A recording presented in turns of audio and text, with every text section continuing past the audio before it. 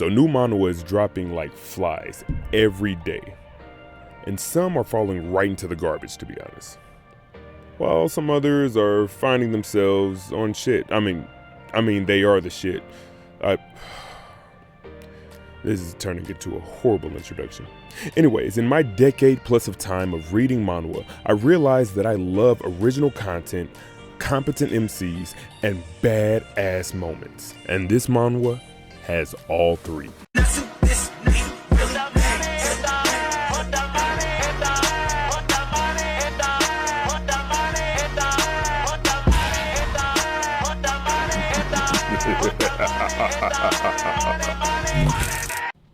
As always, if you're not already, please help feed my confidence by leaving a like and subscribe for notifications for more fresh manhwa life content. Dungeon Odyssey, a new fantasy action dungeon manhwa that dropped on Ashura Scans. So far there are only 18 chapters, but they are 18 nutritious chapters of entertainment and originality.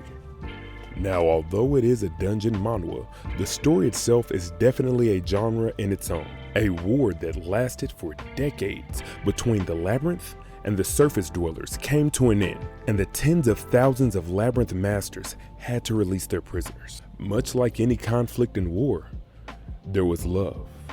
And that love led to the deposit of wet butter in the viscous love boxes, which led to the babies being born in the labyrinth. Also, like any other war, there was death that left children motherless.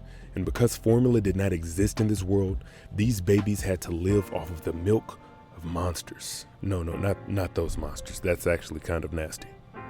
Because of this, the babies surpassed the worldly strength of humans and became known as dungeon babies. Now I know what you're thinking. Cool story, bro. Underground steroid monster muscle milk babies. Sounds interesting. I'll be sure to check it out. Well, that's only part of the goodness that is this Odyssey. And remember, every Odyssey has to have its Odysseus. And ours, thank God, is a competent, badass MC. He goes by the name Kim Jinwoo. He's a dungeon baby from the deepest part of the dungeon, the 12th floor.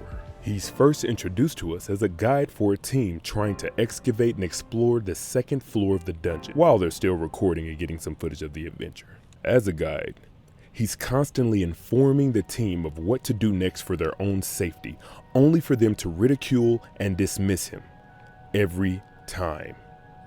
And I mean every time.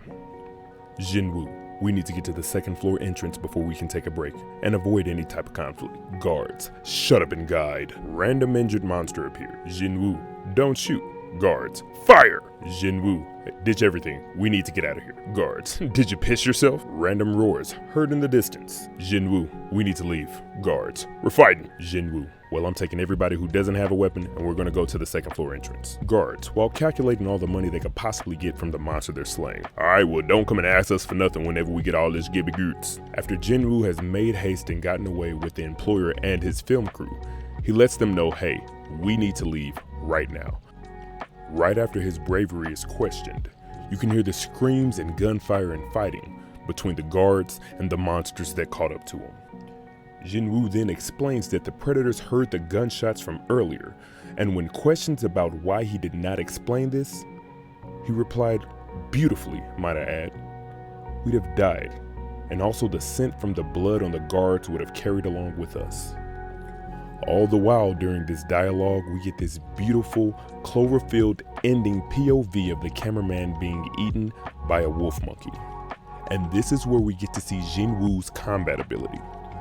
He possesses a weakness detection skill like the homie Kento Nanami, RIP, and uses a dull knife to obliterate a wolf monkey and save his employer.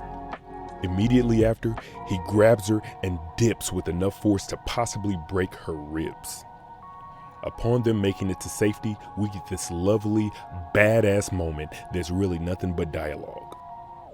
While tears are constantly flowing, his employer questions Jinwoo about his lack of assistance and why didn't he help save everyone. His ruthless yet irritated reply was, I was hired as a guide, not a guard. All she could rebuttal with was, people died. And Jinwoo, not for the nonsense and the gibgurps, squashed all that noise. He said, "You hired me. Y'all were arrogant and did everything I literally said not to do. If y'all would have listened, we would have lessened the damage. No, we wouldn't even have ran into the beast. Am I wrong?" And all she could murmur after that was, "Why did you save me?" And my guy Savage Jinwoo about his bread replies, "Who's gonna pay me if you die? I'm still working. I'm still on the clock. You need to put that bread up." Fucking sexy. And only the first chapter, we got all the goodness of a top tier manhwa. We got originality. We got a competent badass MC and badass memorable moments all rolled together in some beautiful artwork. And on top of that, Kim Jinwoo even becomes the dungeon master of the Naga race and even has a dope ass Su Jinwoo moment, but that's a story for another day. All in all, this new manhwa, being that it just started, has done phenomenally in these first 18 chapters. I would highly recommend you pick up and tuning in to its updates on Ashura Scans. If you haven't already, please leave a like and subscribe. Also, if you enjoyed, please share the video, it would be very appreciated. And if you have any manhwa recommendations that get you just as hype as I do with this one, please leave them in the comments. I'd love to see them. Thank you again. Take care.